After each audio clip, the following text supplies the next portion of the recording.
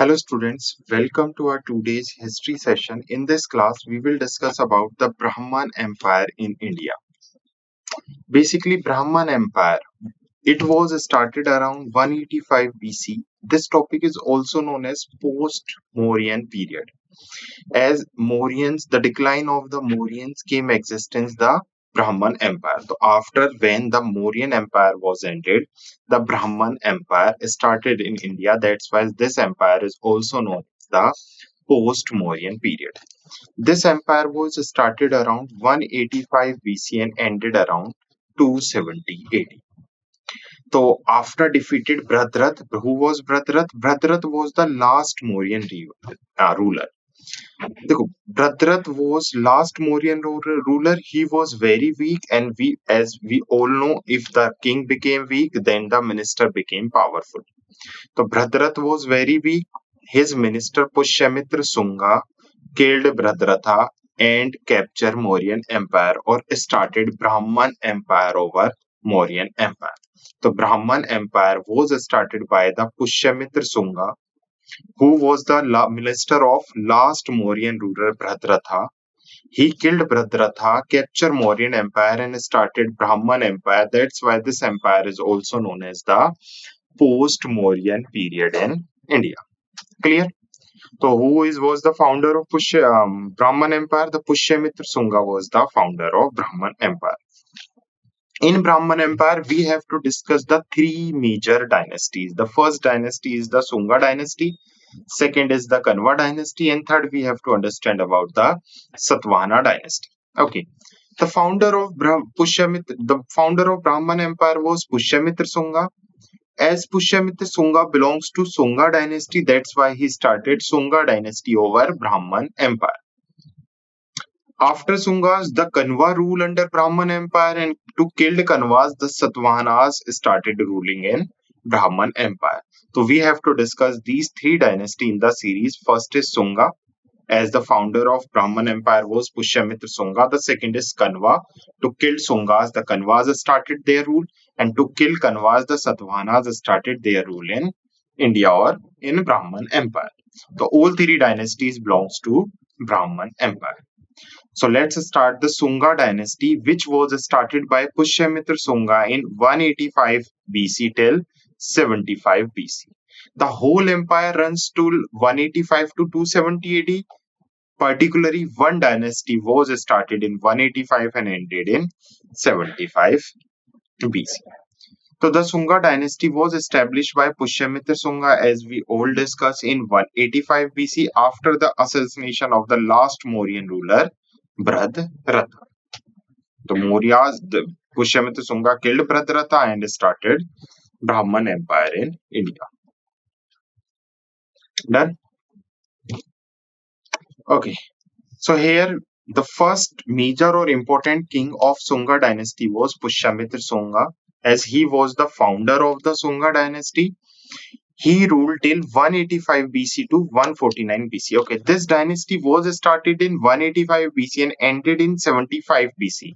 This empire was started in 185 BC and ended in 270 AD. But Pushyamitra Sunga ruling time was from 185 to 149 BC.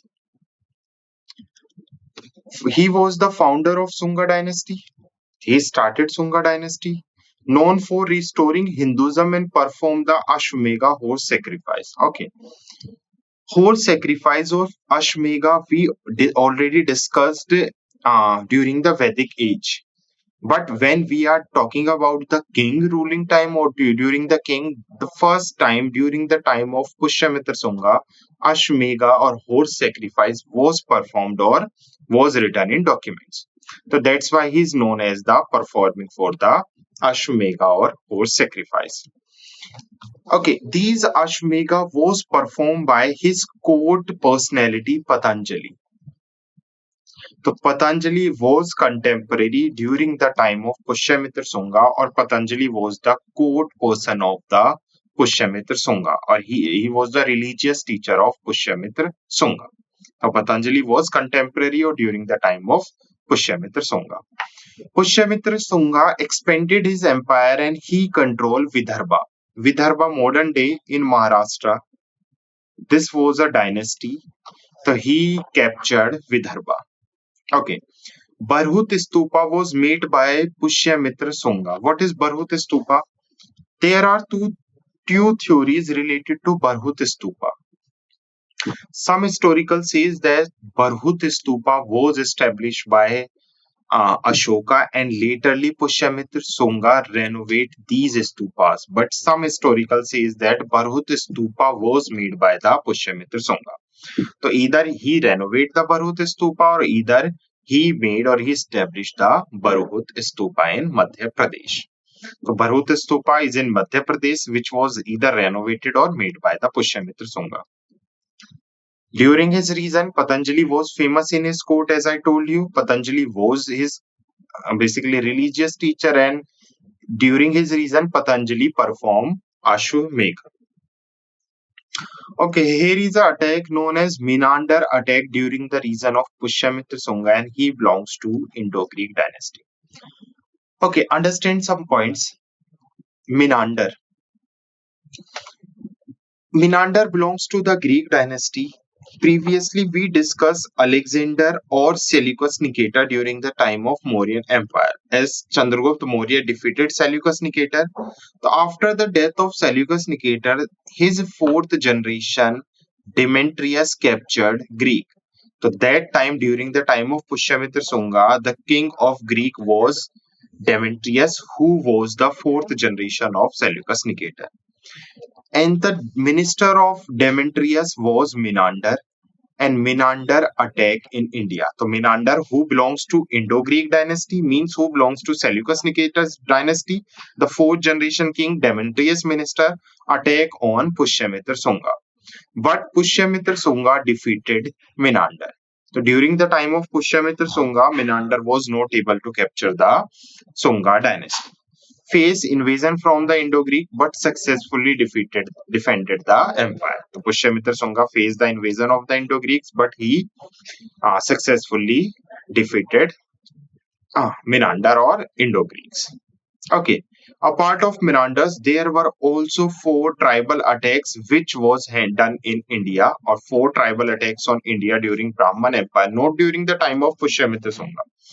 Only Menander attacked during the time of Pushyamitra Sunga, but during the time of whole Brahman Empire, there were four attacks on India. Clear? Out of which Indo-Greek minister Menander attack on Pushyamitra Sunga. So before completing the Sunga dynasty, we have to understand these four tribal attacks over Brahman Empire or over India. The major attacks during the Brahman Empire. There were four major attacks during the time of Brahman Empire. The four major attacks are the Indo-Greek attack, after Indo-Greek, the Shak attack, later the Pallavas attack, and then the Kushan attacks. Okay, during the time of Pushyamitra Sunga, there were, during the time of Brahman Empire, this is the India, let's suppose. Clear? This was the present Pakistan. A part of this, this was the whole Iraq, Iran, Bactria, Parthia, and Greek. So first, from this section, from Greek, Menander attack.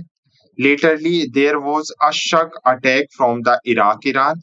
Then there was a region of Parthia in Iran. Then Pallavas attacks. Then Kushan attacks from Uzbekistan.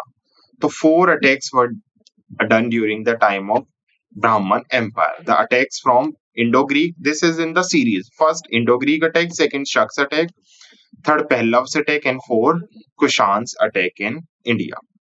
The period followed the decline of Maurya Empire, so significant invasion attack from the various foreign powers. The term Brahman Empire is not typically used in the historical text, but the post-Mauryan dynasty like the Sungas, the Kanvas, the Satavahanas faced numerous invasions. Four major groups that attacked during the period were the Indo-Greek, the Shakas, the Pallavas, and the Kushans. Now we will have to discuss first the Indo-Greek invasion, which was done around 183 BC to 10 AD. So from 180 to 10 AD, the Indo-Greeks continue attack over India.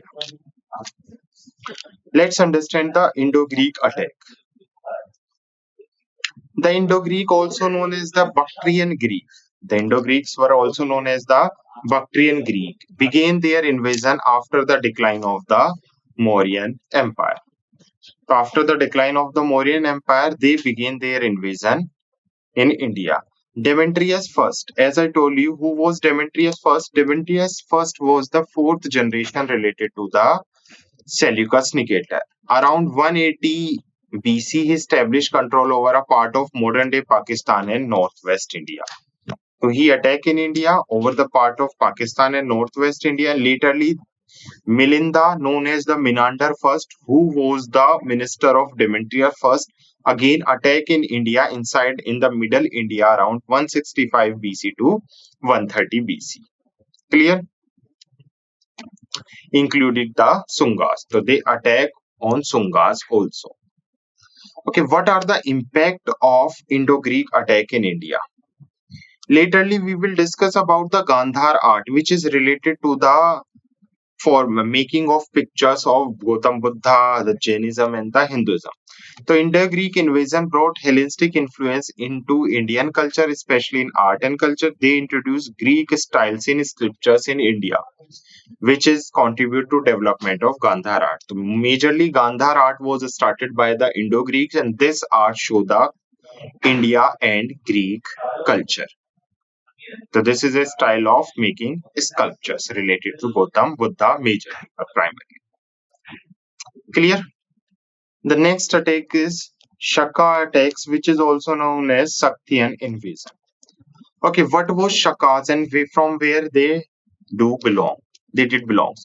Shakas are belong from the Iraq and some part of Iran region. There was a tribe known as Monga tribe, and they belongs to basically the Central Asia, from the Iraq and Iran. Around 2nd century BC to 4th century E, they ruled over India. So the Shaka originally from Central Asia, and began their invasion around 2nd century BC. Basically, Monga was one of the earliest Shaka ruler. He also belongs to Monga tribe. That's why he was known as Monga. And established control over northwest India. The Shaka established the western Kshatrapas in the region like Gujarat and Maharashtra. So the rule of Shakas was over Gujarat and Maharashtra. What was the impact of the Shakas? The Shaka invasion led to significant cultural exchanges and the introduction of new administrative practice. They were responsible for the destruction of many urban centers but also contribute to the cultural amalgamation. Clear?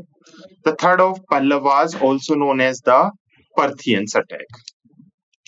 The Pallavas, they were also known as the Parthians.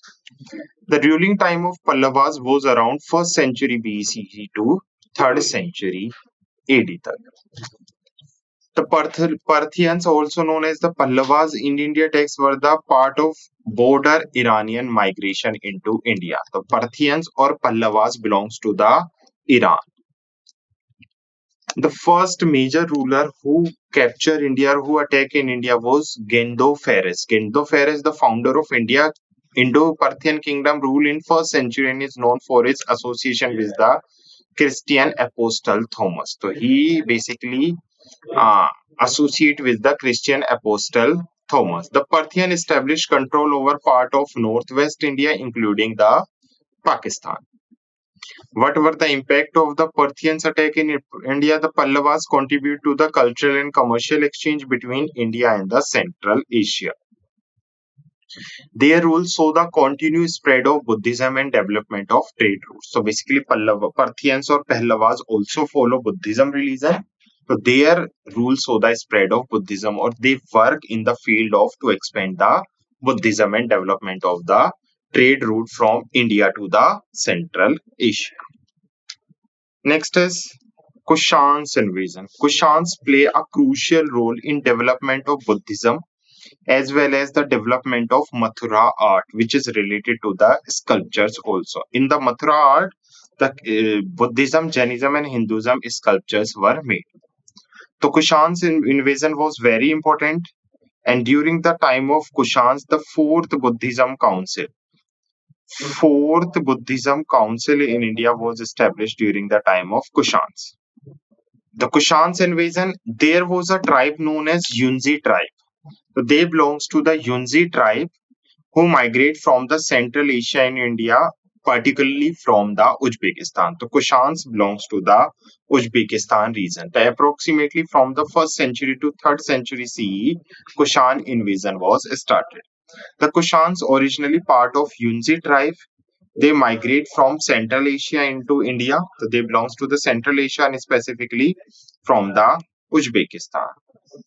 Kujula Kadphises was the first significant Kushan ruler who established control over northwest India. But the most famous ruler of the Kushan was Kanishk the Great.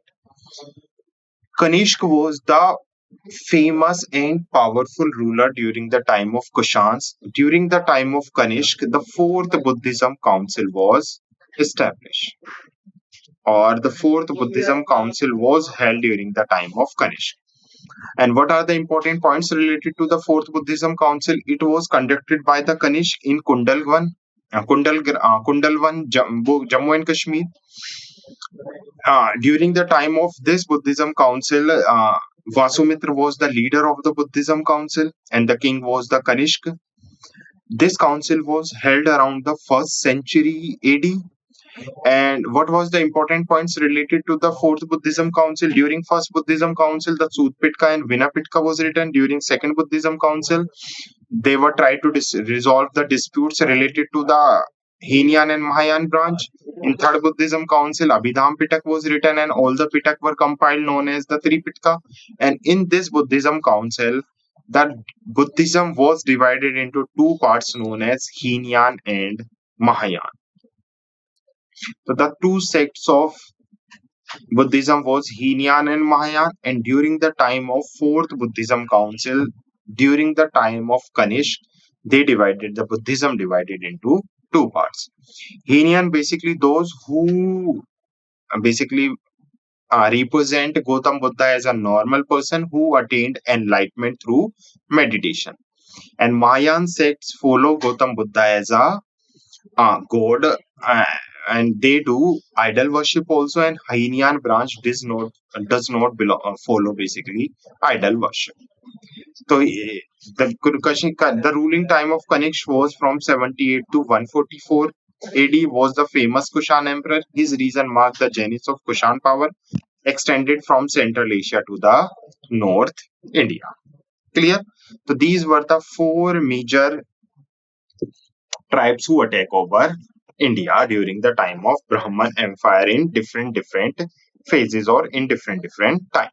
So let's again move to the Brahman Empire. We have discussed about the Pushyamitra Sunga, who was the first and the famous ruler during the time of Sunga Dynasty.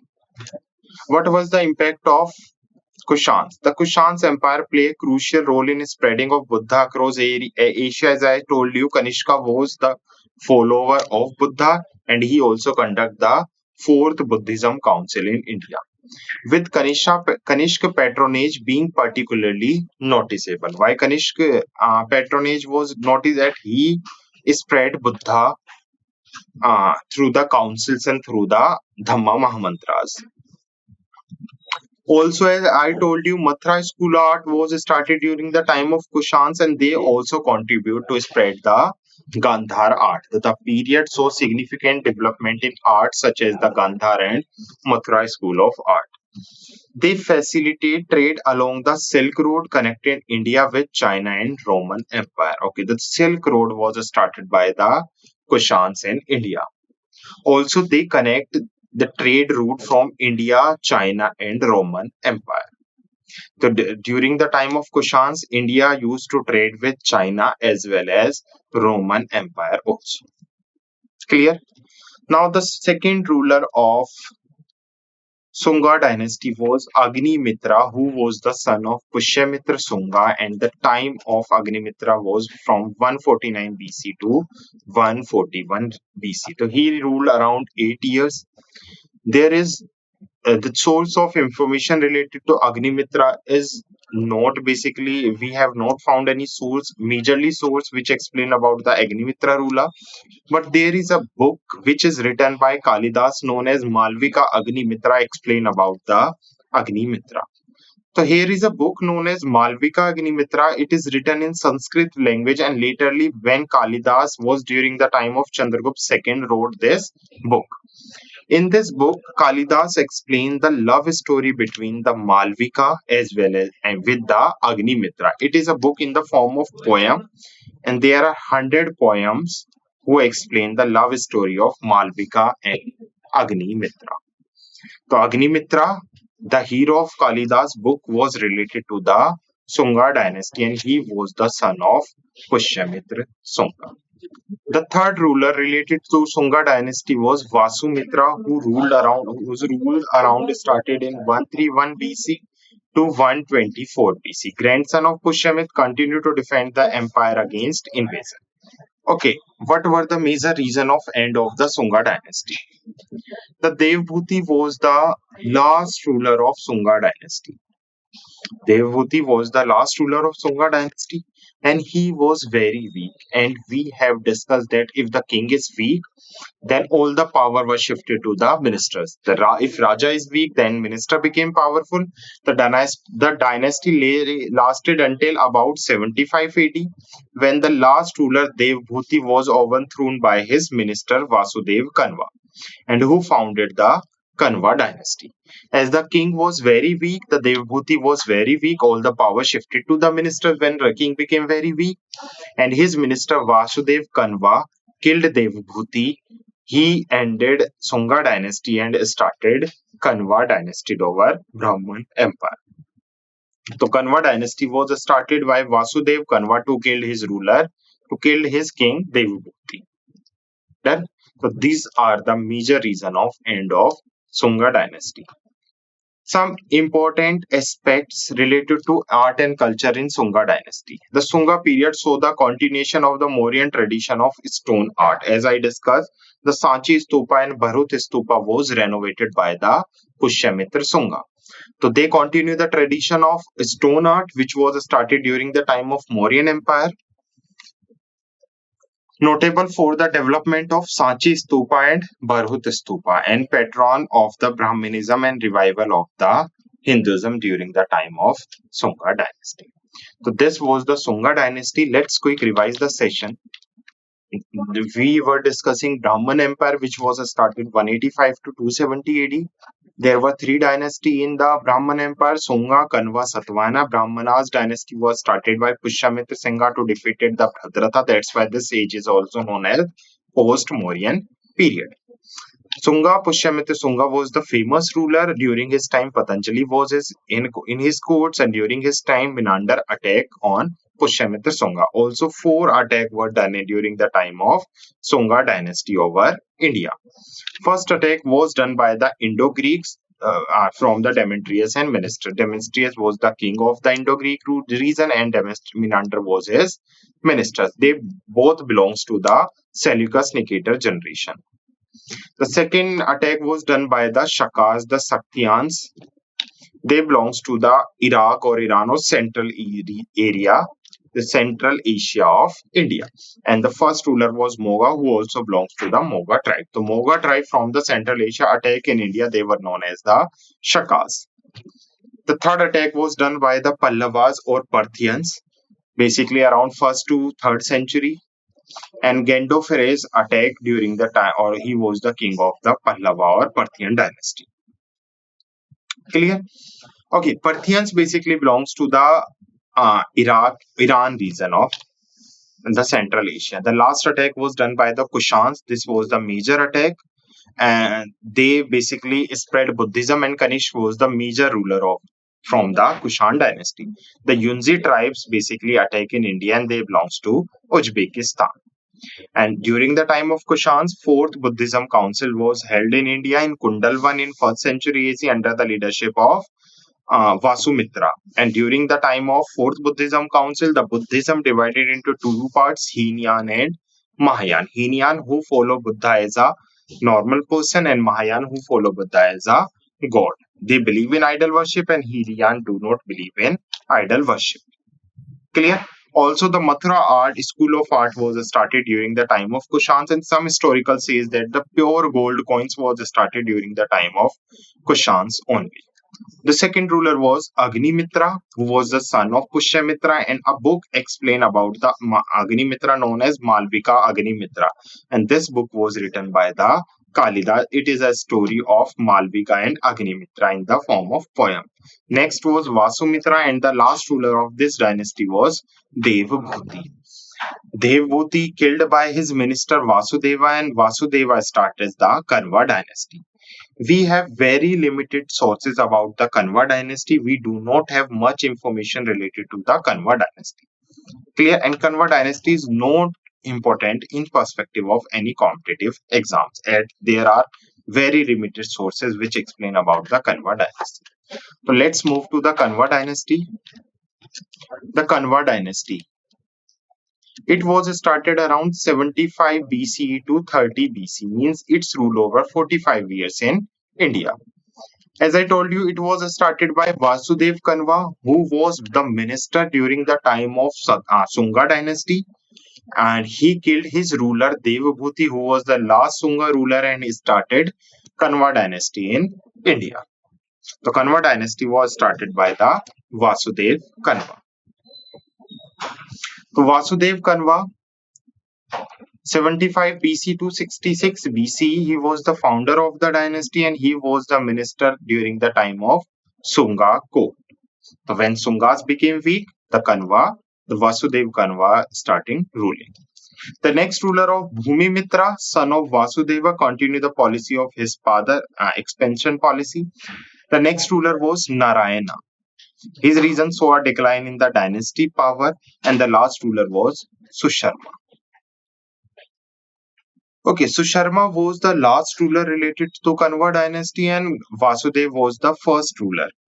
During the time of Susharma, the Satavahanas dynasty attacked over Kanva dynasty and they killed Susharma and started Satavahana dynasty in Brahman Empire.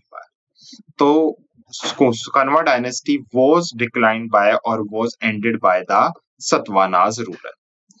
So after the decline of Kanva dynasty, the Satavahanas became the ruler in Brahman Empire, and the last dynasty was the Satavahana dynasty. Clear? So this was the Kanva dynasty, a small dynasty. There are limited sources and there are limited information related to Kanva dynasty. It was started in 75 BC and ended in 30 BC. First and last ruler you have to remember Vasudeva and Susharma. And Susharma was overthrown by Satavahanas. So I hope you understand this session. Thank you.